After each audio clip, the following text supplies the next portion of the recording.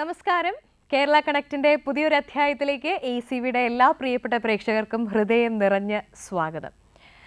ഒരു കുട്ടിയെ സംബന്ധിച്ചിടത്തോളം ജനിച്ചു കഴിഞ്ഞാൽ അതിൻ്റെ വളർച്ചയുടെ ഏറ്റവും പ്രധാനപ്പെട്ട കാലഘട്ടം എന്ന് പറയുന്നത് നമുക്കറിയാം, സ്കൂളിലൊക്കെ പോയി തുടങ്ങി കഴിഞ്ഞു കഴിഞ്ഞാൽ ഉള്ള ഒരു 20-21 വർഷം എന്ന് പറയുന്നത് വളരെ ഇമ്പോർട്ടൻ്റ് ആണ് അല്ലേ. 10ാം ക്ലാസ്, +2, അത് കഴിഞ്ഞ് പിന്നെ കോളേജ്, ഡിഗ്രി ആണെങ്കിൽ ഡിഗ്രി, അതിൻ്റെ PG, ഇങ്ങനെ ഒരു പഠന കാലഘട്ടം വളരെ ഇമ്പോർട്ടൻ്റ് ആണ്.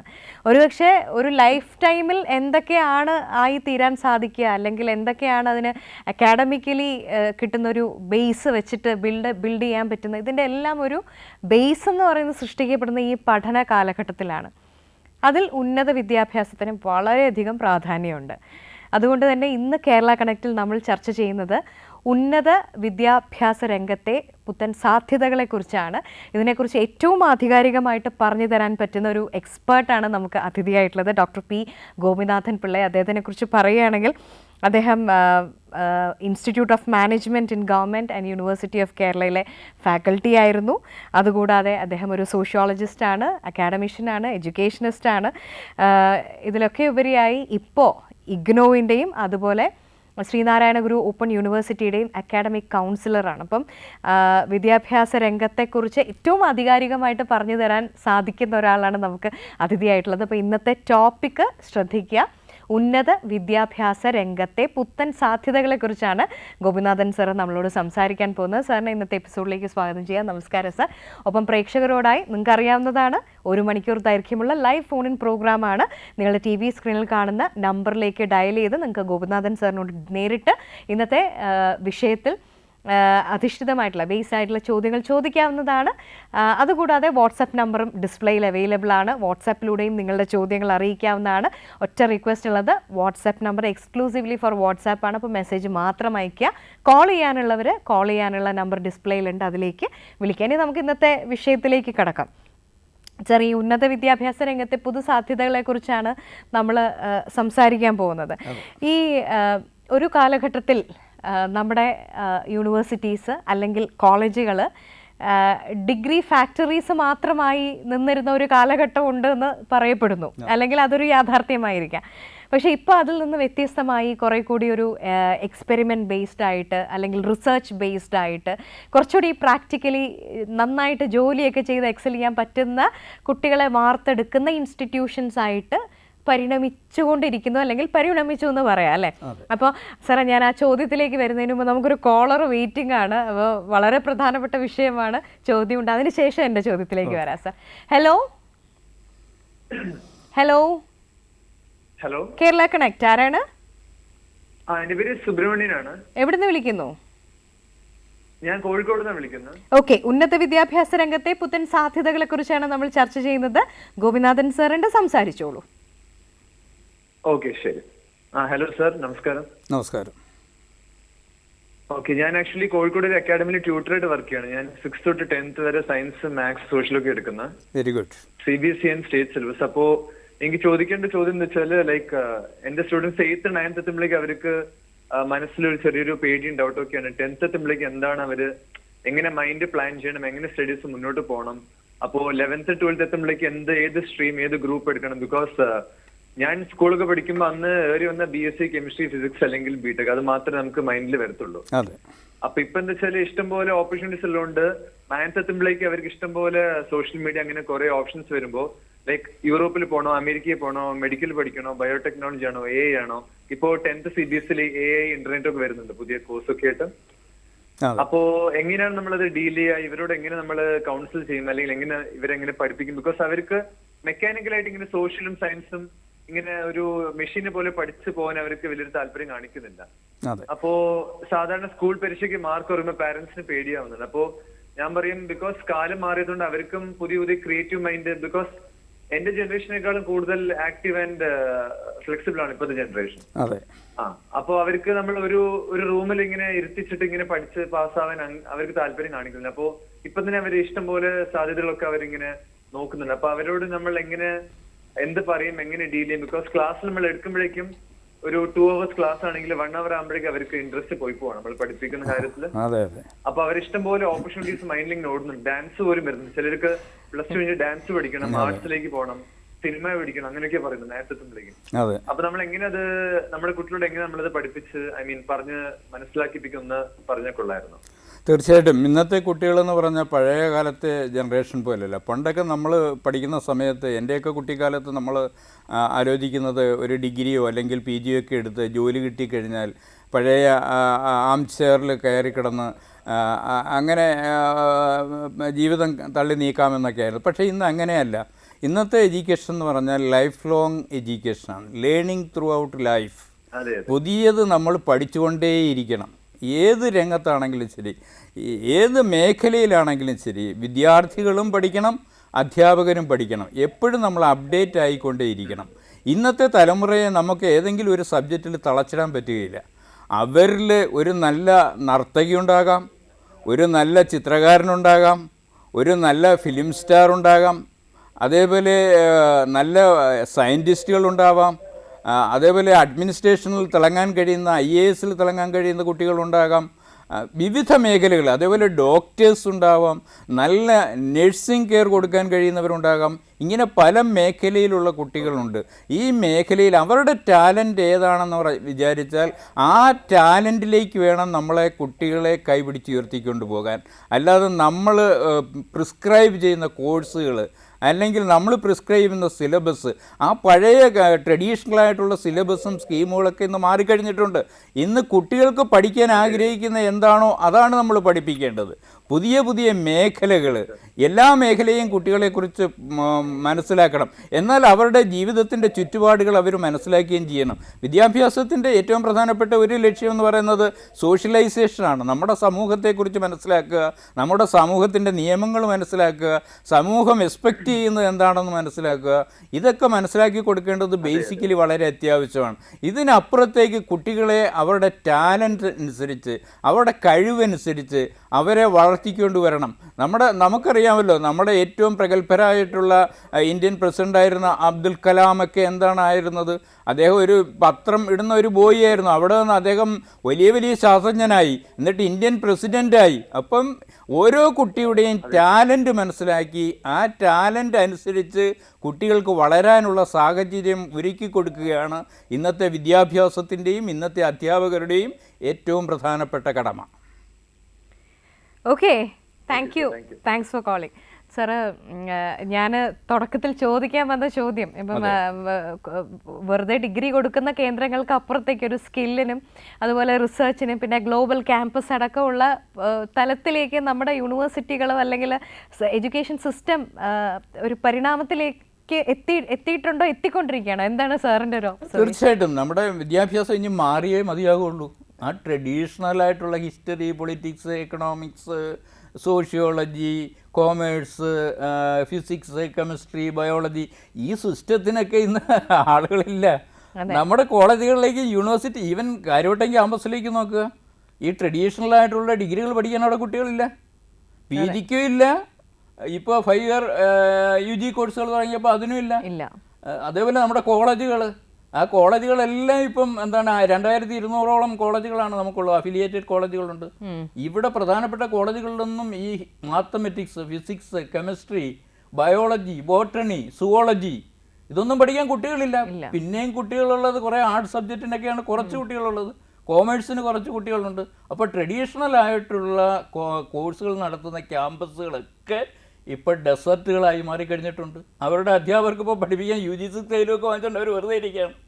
അപ്പം ആ ട്രഡീഷണൽ കോഴ്സുകളിൽ നിന്ന് നമ്മൾ പുതിയ തലങ്ങളിലേക്ക് മാറണം.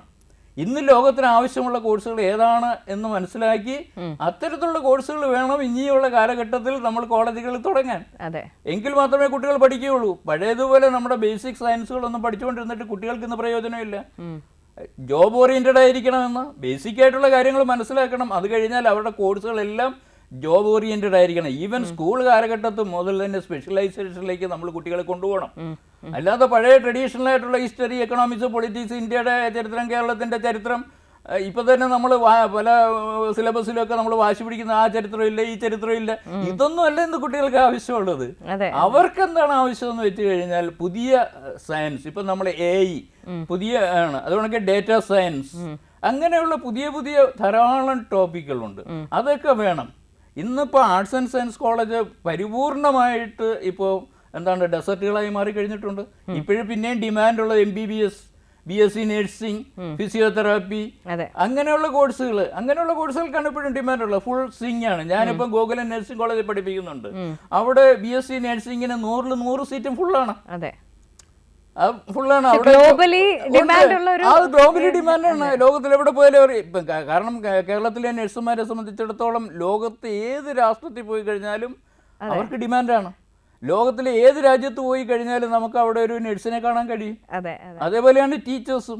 കേരളത്തിലെ ടീച്ചേഴ്സ്, കേരളത്തിന് പുറത്ത് പഠിപ്പിക്കുന്ന ടീച്ചേഴ്സ് ആരാണ്?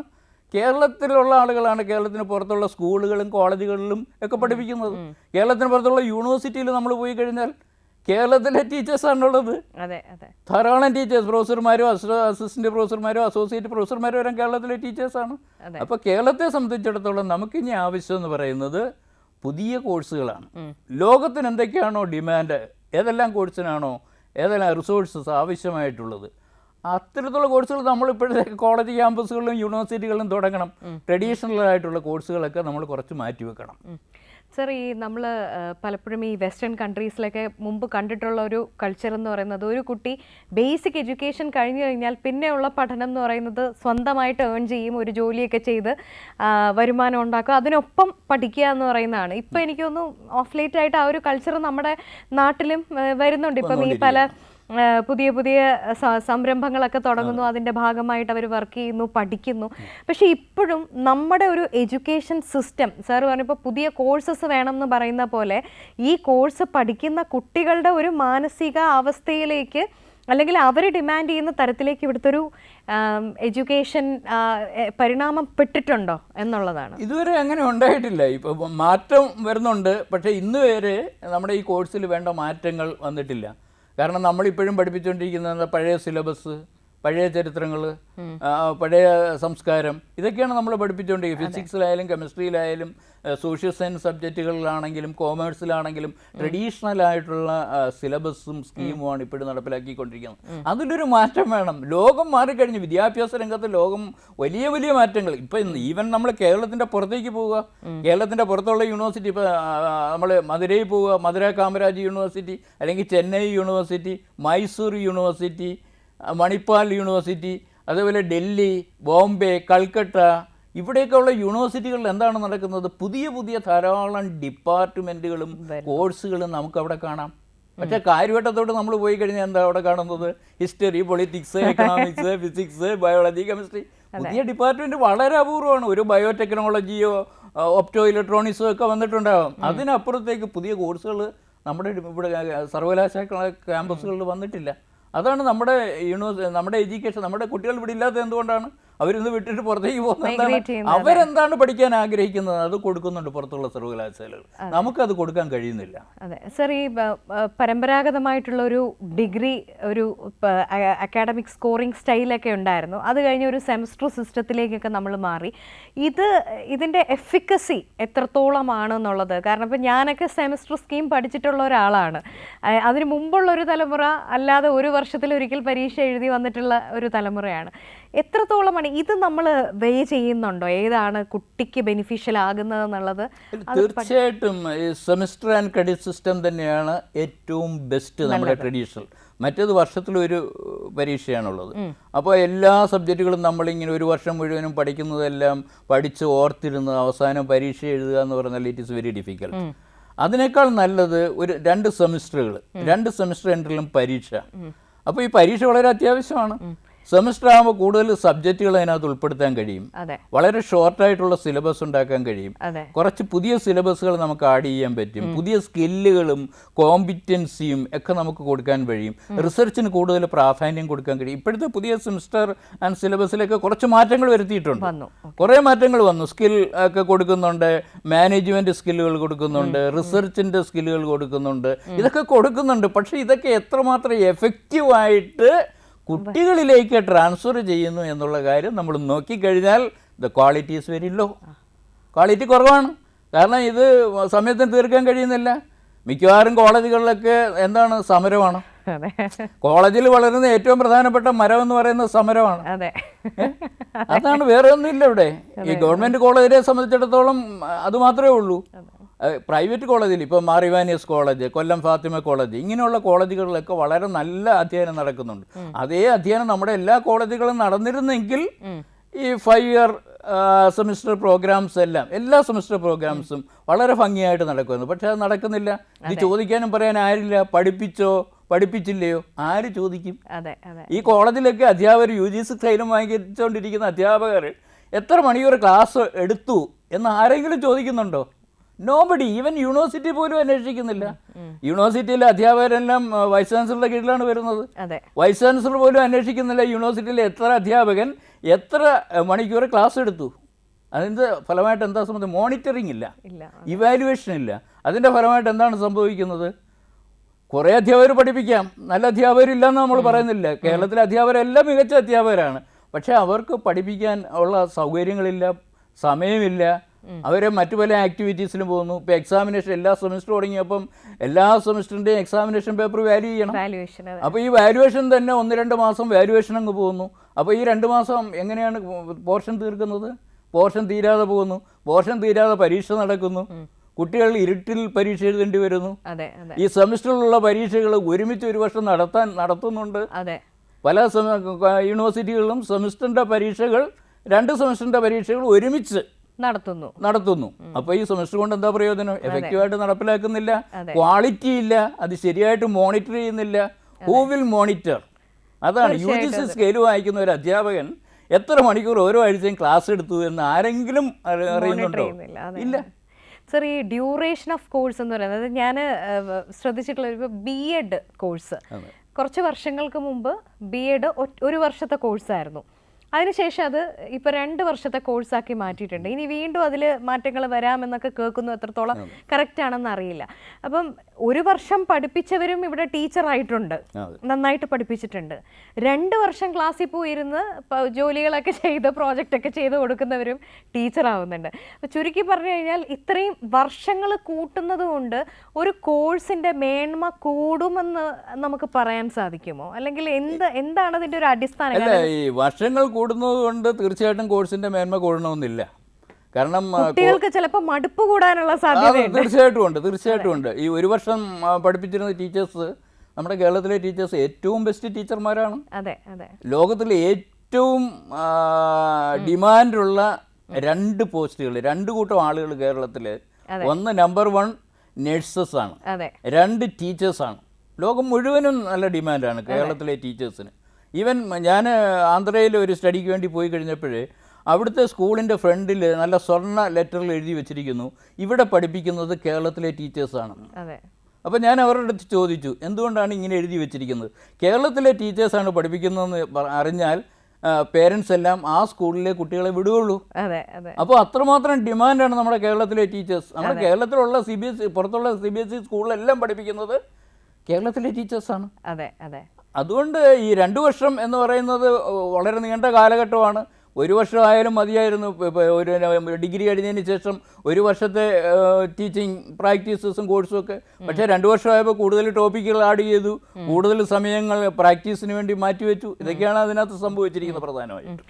സർ, അവിടെയാണ് എനിക്ക് തോന്നുന്നു ഇപ്പോൾ ഈ ഉന്നത വിദ്യാഭ്യാസ രംഗത്തെ പുതിയ സാധ്യതകളെക്കുറിച്ച് നമ്മൾ കൂടുതൽ ചർച്ച ചെയ്യേണ്ടത്. ഇപ്പോൾ ഞാനിങ്ങനെ ആക്സിഡൻ്റലി ഒന്ന് വായിച്ച് വന്നപ്പോൾ കേരളത്തിനെ സംബന്ധിച്ച് വളരെ ഇൻട്രസ്റ്റിംഗ് ആയിട്ട് കണ്ടത്, അതായത് ഓരോ സിറ്റിയെയും ഫോക്കസ് ചെയ്ത് എഡ്യൂക്കേഷൻ ഹബ്ബുകളായിട്ട് ഡെവലപ്പ് ചെയ്യുന്നത്. ഇപ്പോൾ ഉദാഹരണത്തിന് ഇപ്പോൾ തിരുവനന്തപുരത്തെ സംബന്ധിച്ചിടത്തോളം space science, cyber security, biomedical engineering, public policy പോലുള്ള കാര്യങ്ങൾ. അതുപോലെ കോഴിക്കോടിനെ സംബന്ധിച്ച് liberal arts, digital humanities, aviation പോലുള്ള മേഖലകൾ. തൃശ്ശൂരാണെങ്കിൽ കലയുമായി കുറച്ചും കൂടി സാംസ്കാരിക തലസ്ഥാനമായതുകൊണ്ടായിരിക്കാം liberal performing arts, Ayurveda, agritech പോലുള്ള കാര്യങ്ങൾ. കൊച്ചിയെ സംബന്ധിച്ചിടത്തോളം ആണെങ്കിൽ ഓഫ് കോഴ്സ് നമുക്ക് അറിയുന്നത് പോലെ AI, മാരിടൈം റിലേറ്റഡ് ഫിൻടെക്.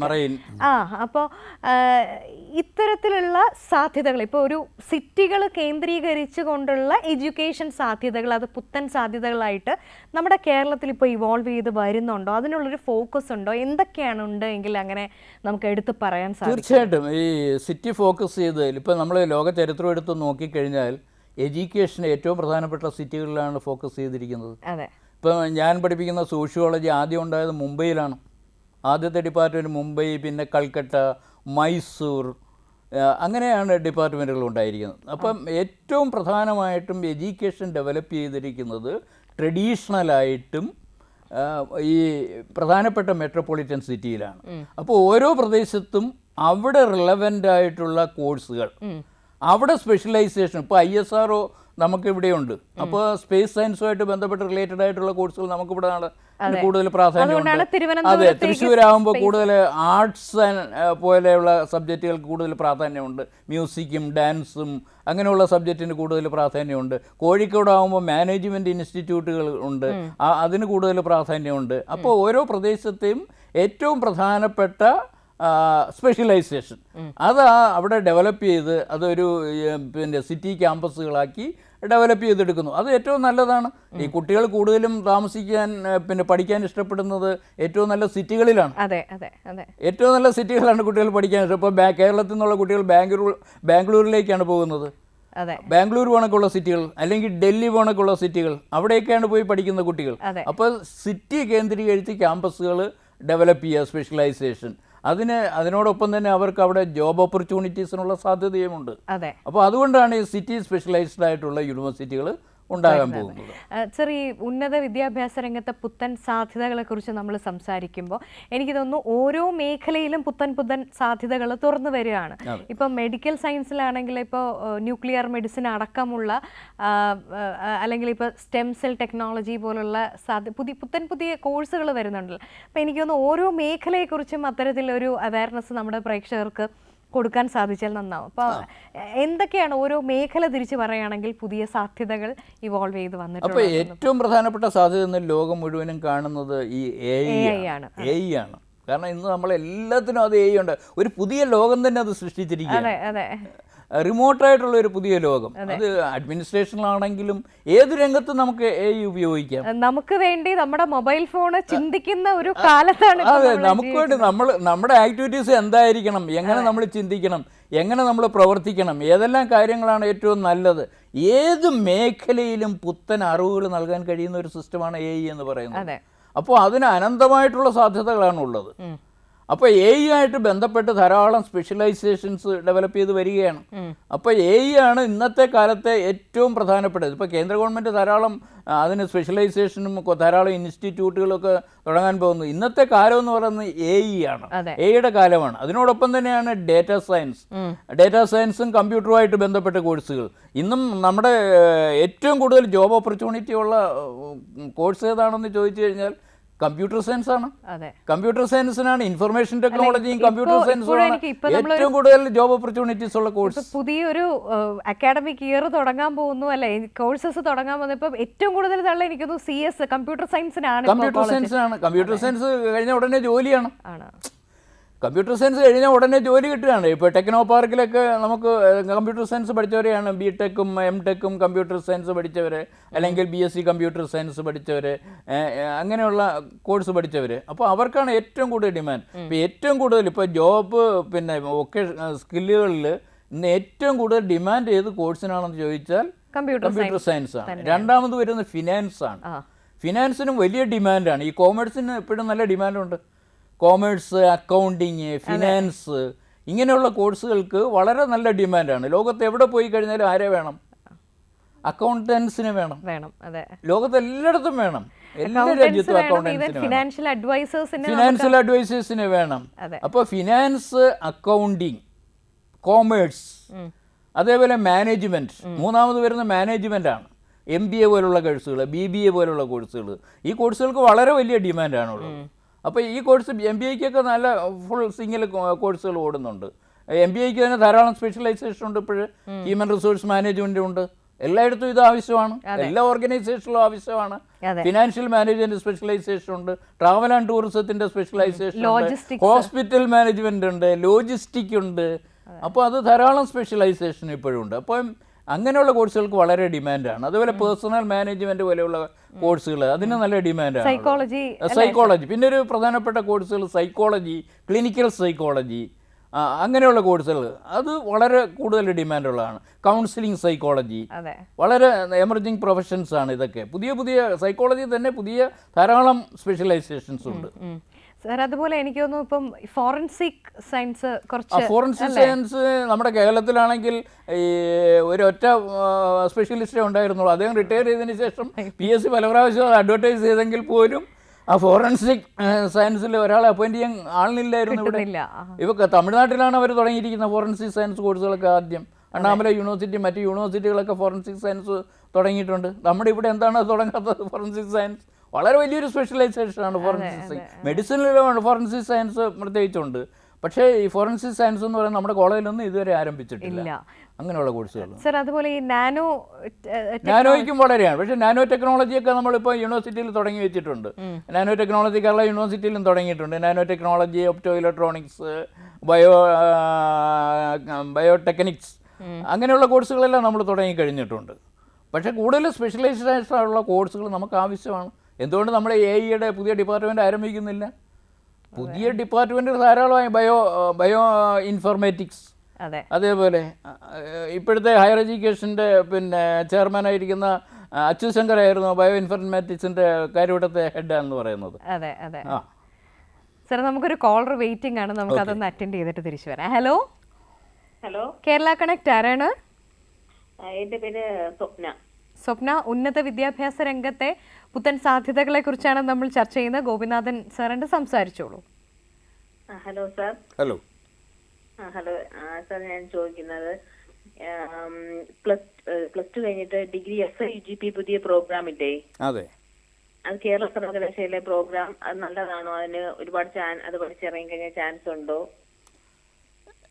അതാണ് അറിയേണ്ടത്.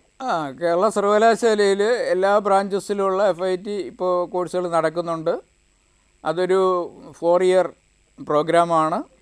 ആ പ്രോഗ്രാം കഴിഞ്ഞ് കഴിഞ്ഞാൽ ഡയറക്റ്റായിട്ട് ഡിഗ്രിക്കൊക്കെ PhD പോലുള്ള കോഴ്സുകൾക്ക് ചേരാം. പക്ഷേ അതൊരു ബേസിക് പ്രോഗ്രാമാണ്. സ്പെഷ്യലൈസ്ഡ് ആയിട്ടുള്ള കോഴ്സുകളൊക്കെ എടുത്തു കഴിഞ്ഞാൽ വളരെ നന്നായിട്ടുള്ള ഉണ്ടാകും. Okay sir. Okay, thanks for calling. Sir നമുക്കൊരു ബ്രേക്ക് എടുക്കാനുള്ള സമയമായിരിക്കുകയാണ്. കേരള കണക്റ്റിൽ ഉന്നത വിദ്യാഭ്യാസ രംഗത്തെ പുത്തൻ സാധ്യതകളെ കുറിച്ചാണ് നമ്മൾ ചർച്ച ചെയ്തുകൊണ്ടിരിക്കുന്നത്. നമുക്ക് അതിഥിയായിട്ടുള്ളത് ഡോക്ടർ ഗോപിനാഥൻ പിള്ളൈ സാറാണ്. ഇടവേളയ്ക്ക് ശേഷം വീണ്ടും കാണാം.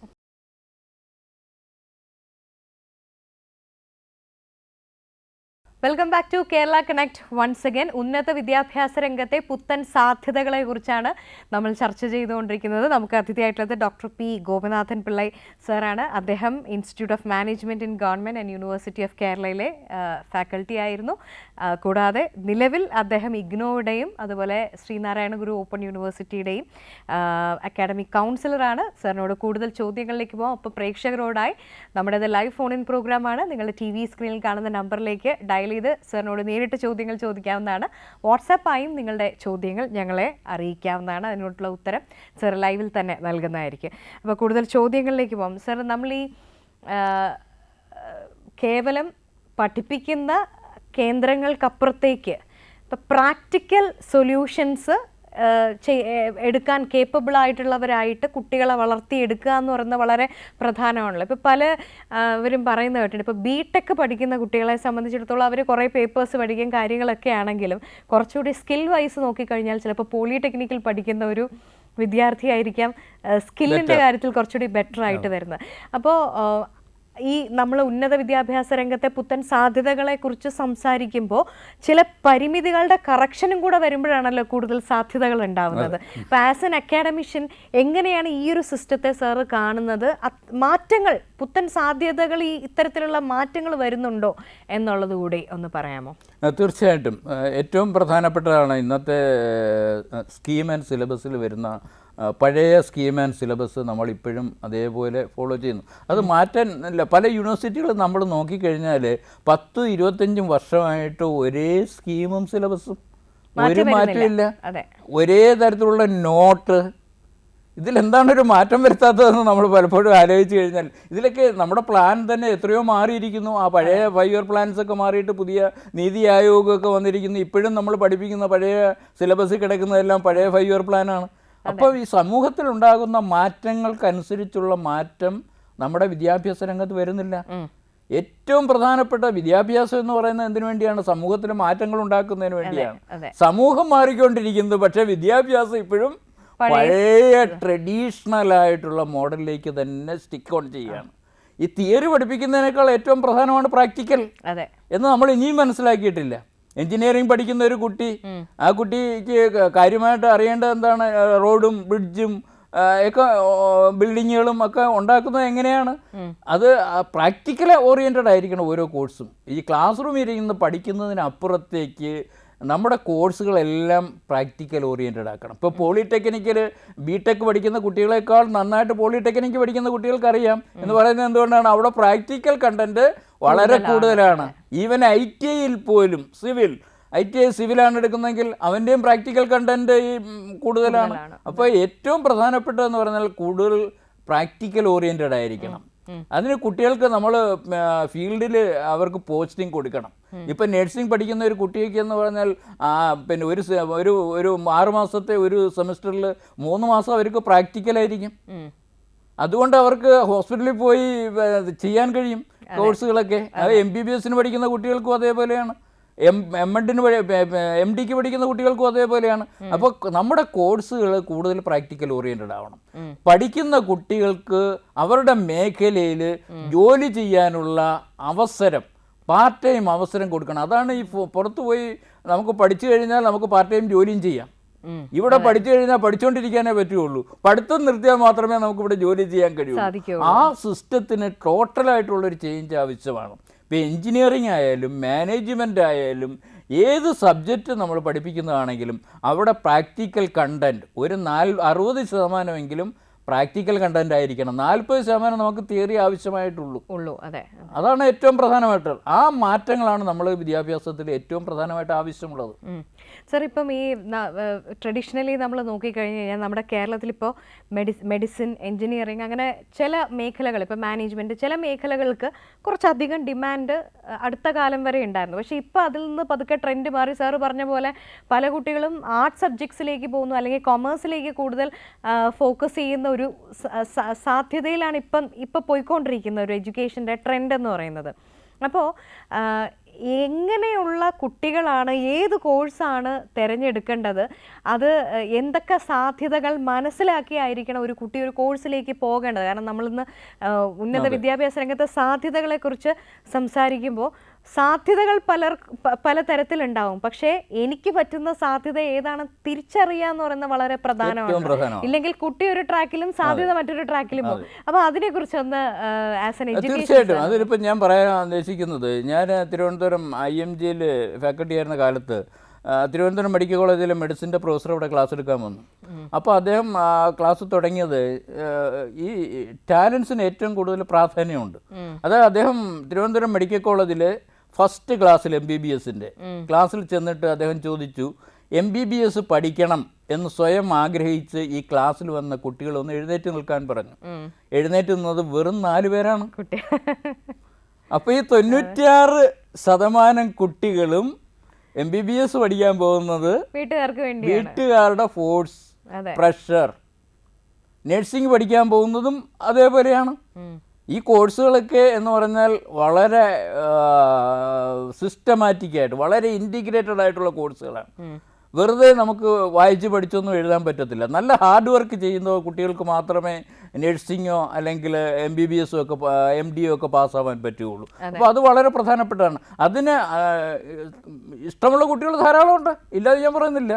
ധാരാളം കുട്ടികൾ MBBS പഠിക്കാൻ ആഗ്രഹിക്കുന്നു, ഡോക്ടറാവാൻ ആഗ്രഹിക്കുന്നു, നഴ്സാവാൻ ആഗ്രഹിക്കുന്നു. അവർ ആ മേഖല തിരഞ്ഞെടുക്കണം. അപ്പോൾ കുട്ടികളെ ഫോഴ്സ് ഉപയോഗിച്ച് ഒരിക്കലും നമ്മളൊരു കോഴ്സ് തിരഞ്ഞെടുക്കാൻ അവരെ നിർബന്ധിക്കാൻ പാടില്ല. അത് ഏറ്റവും പ്രധാനപ്പെട്ടതാണ്. ഇപ്പം നമ്മൾ എല്ലാവരും ഏതൊരു പിന്നെ പരീക്ഷയിലുള്ള മാർക്ക് അല്ല ഏറ്റവും പ്രധാനപ്പെട്ടത്, അവൻ്റെ ടാലൻറ്റ് എന്താണ്. യേശുദാസിനേക്കാൾ നന്നായിട്ട് പാടാൻ കഴിയുന്ന എത്രയോ കുട്ടികളുണ്ടാവും. അവരെയൊക്കെ കൊണ്ടുവന്ന് നമ്മൾ നഴ്സിങ്ങിനോ അല്ലെങ്കിൽ MBBS-നോ ആയിരിക്കും ചിലപ്പോൾ ചേർക്കുന്നത്, അല്ലെങ്കിൽ ഫിസിക്സിനോ കെമിസ്ട്രിക്കോ ആയിരിക്കും കൂടി ചേർക്കുന്നത്. അവൻ യേശുദാസിനേക്കാൾ വലിയ പാട്ടുകാരനാകുമായിരുന്നു. നമ്മൾ കാണുന്നില്ലേ ടെലിവിഷൻ ചാനലൊക്കെ എത്ര മനോഹരമായിട്ട് നമ്മുടെ ഈ ട്രഡീഷണൽ ആയിട്ടുള്ള പാട്ടുകാരേക്കാൾ നന്നായിട്ട് പാടുന്ന എത്ര കുട്ടികളുണ്ട്. അതേപോലെ ഡാൻസ് ചെയ്യുക, പത്മ സുബ്രഹ്മണ്യത്തേക്കാൾ ഡാൻസ് ചെയ്യാൻ കഴിയുന്ന എത്രയോ നല്ല ഡാൻസേഴ്സ് ഉണ്ടാവും. പടം വരയ്ക്കാൻ കഴിയുന്ന ആളുകൾ എത്ര ഉണ്ടാവും. അപ്പം നമ്മുടെ ക്ലാസ്സിൽ ഇരിക്കുന്ന കുട്ടികളിൽ ഇതെല്ലാം ഉണ്ടാവും. അവനെ പക്ഷേ നമ്മൾ അസസ് ചെയ്യുന്നത് എങ്ങനെയാണ്? അവന് ഈ പർട്ടിക്കുലർ സബ്ജക്റ്റിൽ വാങ്ങിച്ച മാർക്കിൻ്റെ ബേസിലാണ് നമ്മൾ അസസ് ചെയ്യുന്നത്. അത് വലിയൊരു തെറ്റാണ് നമ്മുടെ വിദ്യാഭ്യാസ രംഗത്തുള്ളത്. അതെ സർ, ഇപ്പോൾ കഴിഞ്ഞ കുറച്ച് കാലമായിട്ട് നമ്മുടെ ഇന്ത്യയിലാകമാനം കേരളത്തിലും ഒരു സ്റ്റാർട്ടപ്പുകളെ വളരെയധികം എൻകറേജ് ചെയ്യുന്ന, അല്ലെങ്കിൽ ഒരുപാട് പഠിച്ചുകൊണ്ടിരിക്കുന്ന കുട്ടികൾ തന്നെ ഇപ്പോൾ എഞ്ചിനീയറിംഗ് പഠിച്ചുകൊണ്ടിരിക്കുമ്പോൾ തന്നെ ഫൈനൽ ഇയർ ആയിട്ട് അവരെന്തെങ്കിലും ഒരു പ്രോജക്റ്റ് ചെയ്യുന്നു, അതിൻ്റെ ഭാഗമായിട്ട് ഉണ്ടാകുന്ന ഒരു ഔട്ട്കം അതൊരു സ്റ്റാർട്ടപ്പായിട്ട് വരുന്നു. അത്തരം വാർത്തകളൊക്കെ നമ്മൾ കേൾക്കുന്നുണ്ട്. ഇപ്പം ഈ ഉന്നത വിദ്യാഭ്യാസ രംഗത്തെ പുതുസാധ്യതകളെക്കുറിച്ച് നമ്മൾ സംസാരിക്കുമ്പോൾ അത്തരം ഇന്നൊവേഷൻസിന് എത്രത്തോളം സാധ്യതയാണ് ആഗോളതലത്തിലും അതുപോലെ നമ്മുടെ രാജ്യത്തും സംസ്ഥാനത്തും ഉണ്ടാകുന്നത്? അത് ഏത് തരത്തിൽ വർക്ക് ചെയ്യുന്ന കുട്ടികൾക്കാണ് ആ മേഖലകളിൽ എക്സൽ ചെയ്യാൻ സാധിക്കുന്നത്? ഏറ്റവും പ്രധാനപ്പെട്ട ഒരു മേഖലയാണ് ഈ സ്റ്റാർട്ടപ്പ് എന്ന് പറയുന്നത്. ഇപ്പോൾ കേന്ദ്ര ഗവൺമെൻറ് ഒക്കെ വലിയ പ്രാധാന്യമാണ് അതിന് കൊടുക്കുന്നത്. അപ്പോൾ കേന്ദ്ര ബഡ്ജറ്റിലൊക്കെ എനിക്കൊന്ന് വലിയ തുകയാണ് ഈ സ്റ്റാർട്ടപ്പുകൾക്ക്, ഇന്നൊവേറ്റീവ് പ്രോഗ്രാമിന് ഒക്കെ മാറ്റി വെച്ചിട്ടുള്ളത്. അപ്പോൾ നോക്ക്, ചെറിയ പ്രോഗ്രാം. ഇപ്പോൾ വിദ്യാർത്ഥികൾ ചേർന്ന് 10 വിദ്യാർത്ഥികൾ ചേർന്ന് ഇഡ്ഡലി ഉണ്ടാക്കുന്ന ഒരു സംരംഭം തുടങ്ങുന്നു. തിരുവനന്തപുരം ജില്ലയിലുള്ള എല്ലാ കടകളിലും നല്ല വൃത്തിയോടുകൂടി നല്ല ടേസ്റ്റോടുകൂടി ഇഡ്ഡലി അവർ വിതരണം ചെയ്യുന്നു. ഇഡ്ഡലി ഉണ്ടാക്കുന്ന മെഷീൻ കണ്ടെത്തുന്നു. എത്ര മനോഹരമായിട്ടുള്ള, ഇതേപോലെ വളരെ ഇന്നവേറ്റീവായിട്ടുള്ളത് ധാരാളം നമുക്ക് കണ്ടെത്താൻ കഴിയും. ഇപ്പം ഈ നമ്മുടെ ഇലക്ട്രിസിറ്റിയുടെ ചാർജ് പിന്നെ നോക്കുന്ന മെഷീനറീസൊക്കെ ഉണ്ട്. ചില സംസ്ഥാനങ്ങളിലൊക്കെ അതാണ് ചെയ്യുന്നത്. റോഡിൽ കൂടി ഇങ്ങനെ പിന്നെ സ്കൂട്ടറിൽ പോയാൽ മതി, ഓട്ടോമാറ്റിക്കായിട്ട് ഈ വൈദ്യുതി ചാർജ് അതിനകത്ത് ലോഡായിട്ട് വരും. മനസ്സിലായില്ലേ? ഇവ ഓരോ വീട്ടിലും പോയി ഇങ്ങനെ മീറ്റർ നോക്കേണ്ട ആവശ്യമില്ല. അപ്പോൾ അങ്ങനെ ധാരാളം എൻജിനീയറിംഗ് പഠിക്കുന്ന കുട്ടികളാണെങ്കിലും നോർമലായിട്ടുള്ള കോഴ്സുകൾ പഠിക്കുന്നതാണെങ്കിലും അവർക്ക് അവരുടേതായ മേഖലകൾ, അവരുടെ ടാലൻ്റ് അനുസരിച്ച്, അവരുടെ സ്കില്ലനുസരിച്ച് ധാരാളം സ്റ്റാർട്ടപ്പിനുള്ള ഓപ്പർച്യൂണിറ്റീസ് ഉണ്ട്. അപ്പോൾ അതിന് ഗവൺമെൻറ് കൊടുക്കുന്നുണ്ട്. ഇപ്പം നമ്മുടെ ശ്രീ VD സതീശൻ്റെ ബഡ്ജറ്റിൽ തന്നെ 5 ലക്ഷം രൂപ വീതം സ്റ്റാർട്ടപ്പുകൾക്ക് വേണ്ടി മാറ്റി വെച്ചിട്ടുണ്ട്. അത് വളരെ ഏറ്റവും അത്യാവശ്യമാണ്. നമ്മുടെ കുട്ടികൾക്ക് 10,000 പേർക്ക് എന്തോ സ്റ്റാർട്ടപ്പ് തുടങ്ങാൻ വേണ്ടിയുള്ളത് മാറ്റി വെച്ചിട്ടുണ്ട് ബഡ്ജറ്റിൽ. അപ്പോൾ അത് വളരെ പ്രധാനപ്പെട്ടതാണ്. സ്റ്റാർട്ടപ്പിന് ഏറ്റവും കൂടുതൽ പ്രാധാന്യം നമ്മുടെ വിദ്യാഭ്യാസ രംഗത്ത് കൊടുക്കണം. അത് ചെയ്യുന്ന കുട്ടികളെ എൻകറേജ് ചെയ്യണം. ഇപ്പോൾ കോളേജിൽ തന്നെ എന്തെല്ലാം കാര്യങ്ങൾ ചെയ്യാൻ കഴിയും. അപ്പോൾ ധാരാളം ഏറ്റവും പ്രധാനപ്പെട്ടതാണ് ഈ വിദ്യാഭ്യാസത്തിനോടൊപ്പം തന്നെ ഓരോ കുട്ടിയും ഏതെങ്കിലും ഒരു മേഖലയിൽ സ്വന്തമായിട്ട് ഒരു സ്റ്റാർട്ടപ്പ് ചെയ്യുക എന്നുള്ളത്, അതിന് വിദ്യാഭ്യാസത്തിൽ പ്രത്യേക വെയിറ്റേജ് കൊടുക്കുകയും ചെയ്യണം. അതെ സാർ, ഇനി ഞാൻ സാറിൻ്റെ മേഖലയിലേക്കൊന്ന് വരികയാണ്. അതായത് സാറ് എൻ്റെ ഒരു പുസ്തകം തന്നെ കണ്ടിന്യൂയിങ് എഡ്യൂക്കേഷൻ, സാറിൻ്റെ ജോലിയും അതുമായി ബന്ധപ്പെട്ടിട്ടുള്ളതായിരുന്നല്ലോ. അപ്പം ഈ കണ്ടിന്യൂയിങ് എഡ്യൂക്കേഷൻ എന്ന് പറയുമ്പോൾ സാറ് പറഞ്ഞ പോലെ പണ്ട് എഡ്യൂക്കേഷൻ എന്ന് പറയുന്നത് ഞാൻ മനസ്സിലാക്കിയെടുത്തോളം ആദ്യം നമ്മൾ എഴുതാനും വായിക്കാനും കാര്യമൊക്കെ പഠിക്കാൻ നമ്മുടെ ജീവിതം നയിച്ചു കൊണ്ടുപോകാനുള്ള ഒരു പ്രാപ്തി ഒരാളെ ഉണ്ടാക്കുന്ന ഒരു സിസ്റ്റത്തിനെയാണ് എഡ്യൂക്കേഷൻ എന്ന് നമ്മൾ പറയുന്നത്. പക്ഷെ ഇപ്പം അതിൽ നിന്ന് മാറി എഡ്യൂക്കേഷൻ എന്ന് പറയുന്നത് ഒരു ലൈഫ് ലോങ് പ്രോസസ്സാണ്. ഈ നിമിഷവും നമ്മളൊരു സ്റ്റുഡൻ്റ് ആയിരിക്കണം, അടുത്ത നിമിഷം ആയിരിക്കണം എന്നുള്ളതാണല്ലോ ഇപ്പോൾ, അതാണ് ഇപ്പോൾ കാലം ഡിമാൻഡ് ചെയ്യുന്നത്. അപ്പോൾ ഈ കണ്ടിന്യൂയിങ് എഡ്യൂക്കേഷൻ്റെ ഇമ്പോർട്ടൻസ് അത് ഏതൊക്കെ തലങ്ങളിൽ വേണം എന്നുള്ളത് കൂടി ഒന്ന് പറയാം. അപ്പോൾ കണ്ടിന്യൂ എഡ്യൂക്കേഷനാണ് ഇന്നത്തെ ഏറ്റവും പ്രധാനപ്പെട്ട വിദ്യാഭ്യാസം എന്ന് പറയുന്നത്. കാരണം ഏത് മേഖലയിൽ നമ്മൾ വർക്ക് ചെയ്താലും ശരി, ഒരു അധ്യാപകനാണെങ്കിൽ പോലും, ഒരു ടെലിവിഷൻ ആങ്കർ ആണെങ്കിൽ പോലും, ഏത് മേഖലയിൽ നമ്മൾ വർക്ക് ചെയ്ത് കഴിഞ്ഞാലും അതിനകത്തെ പുത്തൻ പ്രവണതകൾ നമ്മൾ പഠിച്ചുകൊണ്ടേയിരിക്കണം.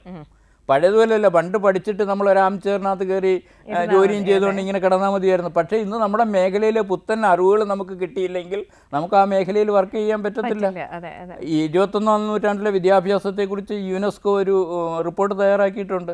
ആ റിപ്പോർട്ടിനകത്ത് പറയുന്നത് നമ്മുടെ വിദ്യാഭ്യാസത്തിൻ്റെ ഏറ്റവും പ്രധാനപ്പെട്ട ലക്ഷ്യം, ആ റിപ്പോർട്ടിൻ്റെ പേര് തന്നെ ലേണിംഗ് ദ ട്രഷർ വിത്തിൻ എന്നാണ്. ലേണിംഗ് ദ ട്രഷർ വിത്തിൻ, അതായത് നമ്മുടെ എല്ലാ ഉള്ളിൽ എന്തുണ്ട്, ഒരു ട്രഷറുണ്ട്.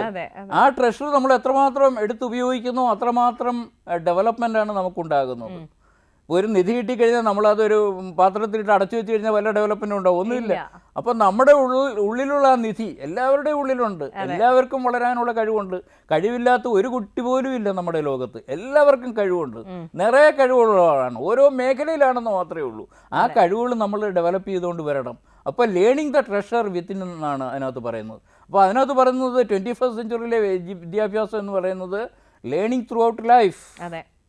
ലേണിംഗ് ത്രൂ ഔട്ട് ലൈഫ്, ആജീവനാന്ത വിദ്യാഭ്യാസം. അവസാന ശ്വാസം വരിക്കുന്നത് വരെ നമ്മൾ എന്ത് ചെയ്തുകൊണ്ടേയിരിക്കണം, പഠിച്ചുകൊണ്ടേയിരിക്കണം. അല്ലെ, ഇന്ന് ഞാനിപ്പോൾ ശ്രീനാരായണ ഓപ്പൺ യൂണിവേഴ്സിറ്റി പഠിപ്പിക്കുന്നതിനകത്ത് 70, 75, 80 വയസ്സുള്ള ആളുകൾ ഇപ്പോൾ വന്ന് പഠിക്കുന്നുണ്ട്.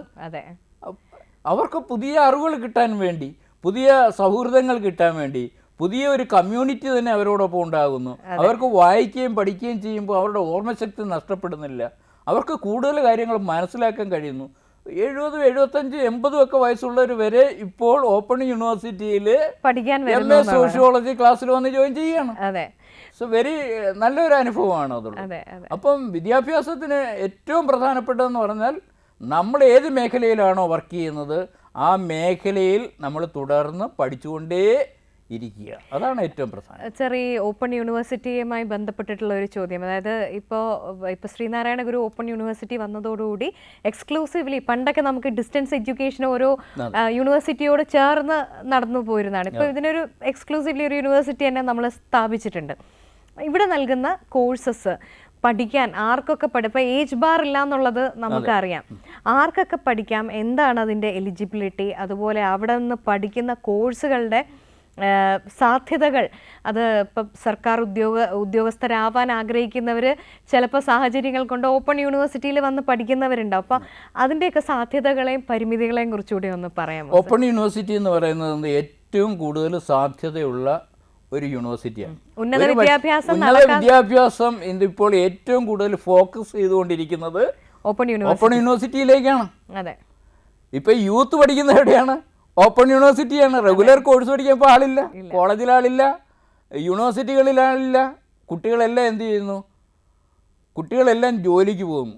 ഇപ്പോൾ ഒരു ഡിഗ്രി പാസ്സായി കഴിഞ്ഞാൽ അല്ലെങ്കിൽ പ്രീ ഡിഗ്രി കഴിഞ്ഞാൽ എവിടെയെങ്കിലും ജോലി ചെയ്യുക, എന്നിട്ട് ഓപ്പൺ യൂണിവേഴ്സിറ്റിയിൽ ചേരുക, ഡിഗ്രി പാസ്സാവുക, PG പാസ്സാവുക. അവർക്ക് ഇനി PhD പഠിക്കാനുള്ള അവസരം കൂടി ഓപ്പൺ യൂണിവേഴ്സിറ്റി ഉണ്ടാക്കുന്നുണ്ട്. അപ്പോൾ ഓപ്പൺ യൂണിവേഴ്സിറ്റി വളരെ നല്ലൊരു സിസ്റ്റമാണ്. അത് നന്നായിട്ട് മെച്ചപ്പെട്ട് വരുന്നുണ്ട്, കൂടുതലും മെച്ചപ്പെടാനുണ്ട്.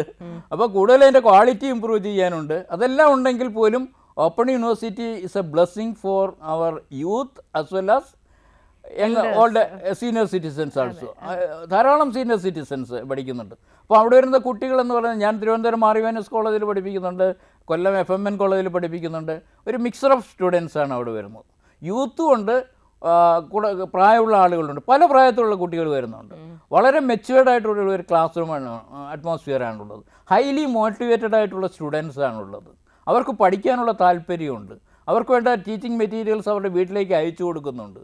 അപ്പോൾ അവർക്ക് ഈ ഫ്രീ ആയിട്ടുള്ള സമയത്ത് ഇത് പഠിച്ച് പരീക്ഷ എഴുതി നല്ല മാർക്കോടുകൂടി പാസ്സാവാനുള്ള അവസരമാണ് ശ്രീനാരായണ ഓപ്പൺ യൂണിവേഴ്സിറ്റി നൽകുന്നത്. സർ, ഈ ഓപ്പൺ യൂണിവേഴ്സിറ്റിയിൽ നമുക്ക് എന്തൊക്കെ കോഴ്സസ് ആണ് ബേസിക്കലി ഓഫർ ചെയ്യുന്നത് എന്നുള്ളതൊന്ന് പറയാൻ പറ്റുമോ? ഓപ്പൺ യൂണിവേഴ്സിറ്റിയിൽ ഇപ്പോഴെല്ലാം ട്രഡീഷണൽ കോഴ്സാണ് നടക്കുന്നത്. ഇപ്പോൾ സോഷ്യോളജി ഉണ്ട്, ഹിസ്റ്ററി ഉണ്ട്, എക്കണോമിക്സ് ഉണ്ട്, പൊളിറ്റിക്സ് ഉണ്ട്, അങ്ങനെയുള്ള കോഴ്സുകളുണ്ട്. ഇപ്പോൾ MBA കോഴ്സുകൾ തുടങ്ങാൻ പോകുന്നുണ്ട്. MBA പ്രോഗ്രാം ഇപ്പോൾ തുടങ്ങാൻ പോകുന്നുണ്ട്. പുതിയ പുതിയ കോഴ്സുകൾ ഇപ്പം ഡിഗ്രി കഴിഞ്ഞിട്ട് MBAക്ക് പോകാൻ പറ്റാത്തവരുണ്ടെങ്കിൽ അവർക്കും വരാം. അവർക്ക് ശ്രീനാരായണ ഓപ്പൺ യൂണിവേഴ്സിറ്റി തരാം. ഇപ്പോൾ ഡിഗ്രി കഴിഞ്ഞിട്ട് ശ്രീനാരായണ ഓപ്പൺ യൂണിവേഴ്സിറ്റിയിൽ അവർക്കും വരാം. അപ്പോൾ പുതിയ കോഴ്സുകൾ അവർ തുടങ്ങുന്നുണ്ട്. ഇപ്പോൾ ഓപ്പൺ യൂണിവേഴ്സിറ്റി ഇപ്പോൾ തുടങ്ങിയിട്ട് 2-3 വർഷമല്ലേ ആയിട്ടുള്ളൂ. അപ്പോൾ പുതിയ കോഴ്സുകൾ അവർ തുടങ്ങുന്നുണ്ട്. പുതിയ വേരിയേഷൻസും ഡിഫറൻസിയേഷനും സ്പെഷ്യലൈസേഷനൊക്കെ അവർ തുടങ്ങി വരുന്നുണ്ട്. അപ്പോൾ ആ കോഴ്സുകൾ മെച്ചപ്പെട്ടുകൊണ്ടേ ഇരിക്കുകയാണ് ഓപ്പൺ യൂണിവേഴ്സിറ്റിയിൽ. വളരെ ഭംഗിയായിട്ട് open university, Sreenarayana open university ഇപ്പം മുന്നോട്ട് പോയിക്കൊണ്ടിരിക്കുകയാണ്. സർ, ഈ ഓപ്പൺ യൂണിവേഴ്സിറ്റി പഠിച്ചു കഴിഞ്ഞാൽ നമ്മുടെ ഗവൺമെൻറ് സർവീസുമായിട്ട് ബന്ധപ്പെട്ട് ഇപ്പോൾ PSC അതുപോലെ അതിൻ്റെയൊക്കെ ഒരു വാലിഡിറ്റി എങ്ങനെയാണ്? തീർച്ചയായിട്ടും ഇപ്പോൾ ഓപ്പൺ യൂണിവേഴ്സിറ്റി കോഴ്സുകളും റെഗുലർ കോഴ്സുകളും UGCയുടെ ഓർഡർ അനുസരിച്ച് രണ്ടും തുല്യമാണ്, യാതൊരു വ്യത്യാസവും ഇല്ല. ഇപ്പോൾ PSCയുടെ വെബ്സൈറ്റിൽ ഇപ്പോൾ അതിനകത്ത് ചില മാറ്റങ്ങളൊക്കെ വരുത്താതെ കിടക്കുന്നുണ്ട്. അപ്പോൾ കുട്ടികളൊക്കെ ഓപ്പൺ യൂണിവേഴ്സിറ്റി പഠിച്ച കുട്ടികളൊക്കെ എന്നെ തന്നെ വിളിച്ച് ചോദിക്കുന്നുണ്ട്, സാർ ഇത് പിന്നെ ഇങ്ങനെ ഇട്ട് കൊടുത്തപ്പോൾ ഇതിനകത്ത് യു ആർ നോട്ട് എലിജിബിൾ എന്ന് കാണിക്കുന്നു. ഞാൻ പറഞ്ഞു അതങ്ങ് മാറ്റുക, നിങ്ങളെന്തിനാണ്, നിങ്ങൾ ഓപ്പൺ യൂണിവേഴ്സിറ്റി ആണോ ഡിസ്റ്റൻസ് എഡ്യൂക്കേഷൻ ആണോ, നിങ്ങൾ MA പാസ്സായി, MA സോഷ്യോളജി പാസ്സായി എന്ന് മാത്രം കൊടുക്കുക. അപ്പം അങ്ങനെയുള്ള ചില സംശയങ്ങൾ ഇപ്പോഴും ഉണ്ട്. അപ്പോൾ PSCയിൽ ഇപ്പം കണ്ടല്ലോ, അത് വലിയ വിവാദങ്ങളൊക്കെ ആയിക്കൊണ്ടിരിക്കുകയാണ്. അപ്പോൾ പലതരത്തിലുള്ള വിവാദങ്ങൾ ഉണ്ടാക്കുന്നുണ്ട് PSC. അപ്പം ഇവിടെ ഗവൺമെൻറ് ഓഫ് ഇന്ത്യയുടെ ഓർഡർ അനുസരിച്ച്, യൂണിവേഴ്സിറ്റി ഗ്രാൻറ്റ്സ് കമ്മീഷൻ്റെ ഓർഡർ അനുസരിച്ച് ഡിസ്റ്റൻസ് എഡ്യൂക്കേഷൻ അല്ലെങ്കിൽ ഓപ്പൺ യൂണിവേഴ്സിറ്റി കോഴ്സുകളും റെഗുലർ കോഴ്സുകളും തുല്യമായിട്ട് പരിഗണിക്കണം, യാതൊരു വ്യത്യാസവും ഇല്ല. അപ്പോൾ അത് വലിയൊരു നേട്ടമാണ് ഇപ്പോൾ ഓപ്പൺ യൂണിവേഴ്സിറ്റി സ്റ്റുഡൻസിനുള്ളത്. സർ, ഈ ഓപ്പൺ യൂണിവേഴ്സിറ്റിയിൽ ഈ സാധ്യതകൾ ഇപ്പം മാനേജ്മെന്റ് വരെ നമ്മൾ എത്തി, പക്ഷേ മറ്റ് കോഴ്സസിലേക്ക് എങ്ങനെയാണ് അതിൻ്റെ സാധ്യതകൾ? ഫോർ എക്സാമ്പിൾ ഇപ്പം മെഡിക്കൽ ഫീൽഡ് ആയാലും അല്ലെങ്കിൽ നഴ്സിംഗ്, അതൊക്കെ എനിക്ക് തോന്നുന്നു വളരെ പ്രാക്ടിക്കൽ ഓറിയന്റഡ് ആണ്. അപ്പോൾ ഈ പറഞ്ഞ പോലെ ഒരു ഓപ്പൺ യൂണിവേഴ്സിറ്റിയുടെ ഇത്തരത്തിലുള്ള കോഴ്സുകൾ പോലും ഇപ്പം മെഡിക്കൽ കോളേജുകളുമായിട്ട് ചേർന്നുകൊണ്ട് അല്ലെങ്കിൽ നഴ്സിംഗ് കോളേജുകളുമായിട്ട് ചേർന്നുകൊണ്ട് Indira Gandhi open university BSc nursing course തുടങ്ങിയിട്ടുണ്ട്. അത് ഒരു നഴ്സിംഗ് കോളേജുമായിട്ട് പിന്നെ അഫിലിയേറ്റ് ചെയ്തുകൊണ്ടാണ് ഈ കോഴ്സുകൾ നടത്തുന്നത്. അല്ലെങ്കിൽ ഒരു മെഡിക്കൽ കോളേജുമായിട്ട് അഫിലിയേറ്റ് ചെയ്തുകൊണ്ട് അത്തരത്തിലുള്ള MBBS കോഴ്സുകൾ തുടങ്ങാം. ഇനിയിപ്പോൾ നമ്മൾ ഈ ട്രഡീഷണലായിട്ട് വെച്ചുകൊണ്ടിരുന്നിട്ട് ഒരു കാര്യമില്ല, എല്ലാവർക്കും പഠിക്കാനുള്ള അവസരം കൊടുക്കുക. ഫിസിയോതെറാപ്പി ആണെങ്കിലും അതേപോലെ ലാബ് ടെക്നീഷ്യൻ കോഴ്സുകളാണെങ്കിലും ഈ കോഴ്സുകളെല്ലാം നമ്മൾ ഇനി പഴയതുപോലെ ട്രഡീഷണലായിട്ട് ഒരു കമ്പാർട്ട്മെന്റലൈസേഷനായിട്ട് വെച്ചുകൊണ്ടിരിക്കേണ്ട ആവശ്യമില്ല. എല്ലാ സബ്ജക്റ്റും എല്ലാവർക്കും പഠിക്കാം. പണ്ട് ഹിസ്റ്ററി പഠിച്ചവർക്ക് ഹിസ്റ്ററി MAക്ക് അപ്ലൈ ചെയ്യാൻ പറ്റുള്ളൂ, സോഷ്യോളജി ഡിഗ്രി എടുത്തവർക്ക് സോഷ്യോളജി MAക്ക് അപ്ലൈ ചെയ്യാൻ പറ്റൂ. ആ കമ്പാർട്ട്മെന്റലൈസേഷൻ ഇപ്പോൾ മാറിയിട്ടുണ്ട്. ഇപ്പോൾ ഓപ്പൺ യൂണിവേഴ്സിറ്റി കോഴ്സുകളെല്ലാം പഠിക്കാം. ഇപ്പോൾ BScക്ക് പഠിക്കുന്ന മാത്സിന് പഠിക്കുന്ന ഒരു കുട്ടിക്ക് സോഷ്യോളജിയുടെ ഒരു പേപ്പർ വേണമെങ്കിൽ പഠിക്കാം, ഹിസ്റ്ററി പഠിക്കുന്ന കുട്ടികൾക്ക് ഒരു മാത്സ് പഠിക്കണമെങ്കിൽ പഠിക്കാം. അപ്പോൾ ഓപ്പൺ ഈ കമ്പാർട്ട്മെന്റലൈസേഷൻ ഓഫ് ദ സബ്ജക്റ്റ് എന്ന് പറയുന്നത് അപ്പോൾ തീർത്തും ഇല്ലാതായിട്ടുണ്ട്. ആർക്ക് വേണമെങ്കിൽ ഏത് സബ്ജക്റ്റ് വേണമെങ്കിലും പഠിക്കാം. അങ്ങനെ ഇപ്പോൾ സോഷ്യോളജി പഠിക്കുന്ന കുട്ടികൾക്ക് പിന്നെ എന്താണ് നേച്ചറിനെ കുറിച്ച് പഠിക്കാം, ആ ഡിപ്പാർട്ട്മെൻറ്റിൽ പോയി അവിടെ പഠിക്കാം. അത് കാര്യമായിട്ട് പഠിക്കുന്നുണ്ട്, അങ്ങനെ പഠിക്കുന്നുണ്ട്. അപ്പോൾ ഈ പഴയ ഇതായിരുന്നു, ഒരു സബ്ജക്റ്റ് പഠിക്കുന്നവർക്ക് മാത്രമേ ആ സബ്ജക്റ്റ് പഠിപ്പിക്കാൻ പാടുള്ളൂ. ഇപ്പോൾ അതൊക്കെ പോയി കഴിഞ്ഞു, അതൊക്കെ ഇപ്പോഴും മാറിക്കഴിഞ്ഞു. എല്ലാ സബ്ജക്റ്റും ഇപ്പോൾ ഉൾപ്പെടുന്നുണ്ട്. ഇപ്പോൾ സോഷ്യോളജി പഠിക്കുന്ന കുട്ടികൾക്ക് പിന്നെ മാനേജ്മെൻറ്റ് പഠിക്കാനുണ്ട്, മാനേജ്മെൻറ്റിനെ കുറിച്ച് പഠിക്കാനുണ്ട്, റിസർച്ചിനെ കുറിച്ച് പഠിക്കാനുണ്ട്, പല സ്പെഷ്യലൈസേഷൻ പഠിക്കാനുണ്ട്. സോഷ്യോളജി ഓഫ് വെൽനെസ് ഉണ്ട്, സോഷ്യോളജി ഓഫ് ഹെൽത്ത് ഉണ്ട്, ക്ലിനിക്കൽ സോഷ്യോളജി ഉണ്ട്, പല സ്പെഷ്യലൈസേഷനുണ്ട്. അപ്പോൾ അതുകൊണ്ട് ഈ സബ്ജക്റ്റിൻ്റെ കമ്പാർട്ട്മെന്റലൈസേഷൻ ഇപ്പോൾ വളരെയേറെ മാറിക്കഴിഞ്ഞിട്ടുണ്ട്. സർ, ഈ പറഞ്ഞതുപോലെ കൂടുതൽ പേർക്ക് പഠിക്കാനുള്ളൊരു ഓപ്പർച്യൂണിറ്റി ആണല്ലോ ഈ ഓപ്പൺ യൂണിവേഴ്സിറ്റീസ് പ്രൊവൈഡ് ചെയ്യുന്നത്. പക്ഷേ അവിടുത്തെ ഒരു സ്റ്റുഡൻറ് സെലക്ഷൻ, ഇപ്പം നമുക്കിപ്പോൾ നമ്മൾ ഈ പറഞ്ഞ പോലെ ട്രഡീഷണൽ കോളേജസിലോ അല്ലെങ്കിൽ യൂണിവേഴ്സിറ്റിയിലോ പോയി പഠിക്കുമ്പോൾ സാധാരണ ഒരു മെറിറ്റ് ബേസ്ഡ് ആയിട്ട് സീറ്റ്സിൻ്റെ അവൈലബിലിറ്റി ഒക്കെ അനുസരിച്ചാണല്ലോ അഡ്മിഷൻ കിട്ടുന്നത്. ഈ ഓപ്പൺ യൂണിവേഴ്സിറ്റിയിൽ അത്തരത്തിൽ എന്തെങ്കിലും ക്രൈറ്റീരിയ ഉണ്ടോ?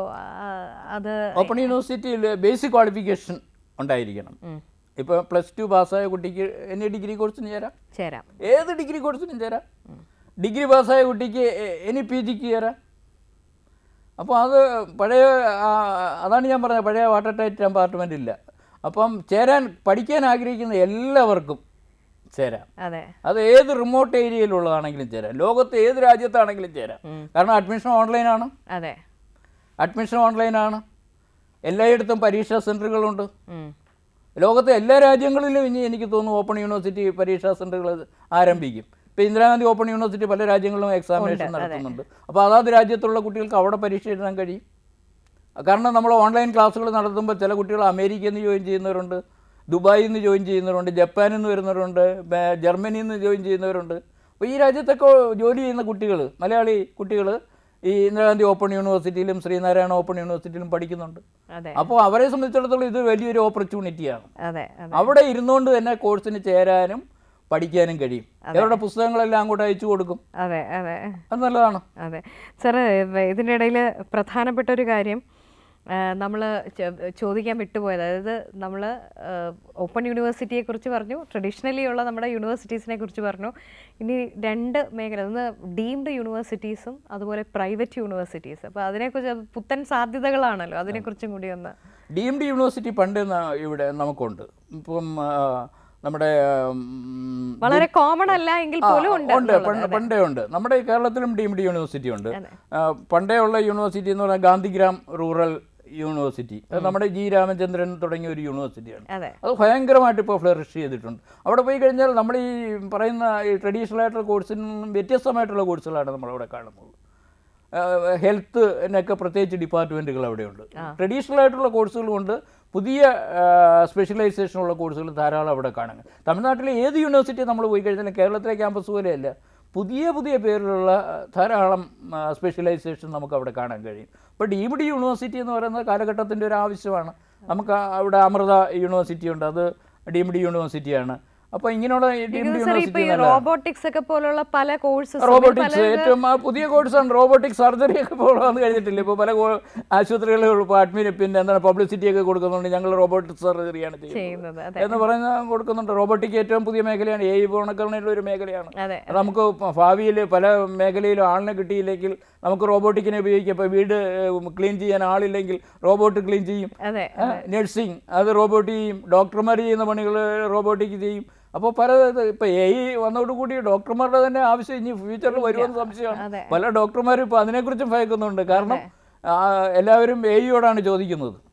അപ്പോൾ വളരെ നല്ലൊരു മേഖലയാണ്. അതിന് ധാരാളം സ്പെഷ്യലൈസേഷൻ ഉണ്ട്, എല്ലാ മേഖലയിലും സ്പെഷ്യലൈസേഷൻ ഉണ്ട്. പ്രൈവറ്റ് യൂണിവേഴ്സിറ്റീസിനെ, പ്രൈവറ്റ് യൂണിവേഴ്സിറ്റീസ് ഇപ്പോൾ കാലഘട്ടത്തിൻ്റെ ഇപ്പോൾ ഒരു ആവശ്യമാണ്. തമിഴ്നാട്ടിലെല്ലാം പ്രൈവറ്റ് യൂണിവേഴ്സിറ്റിയിൽ ഭയങ്കരമായിട്ട് ഫ്ലറിഷ് ചെയ്യുകയാണ്.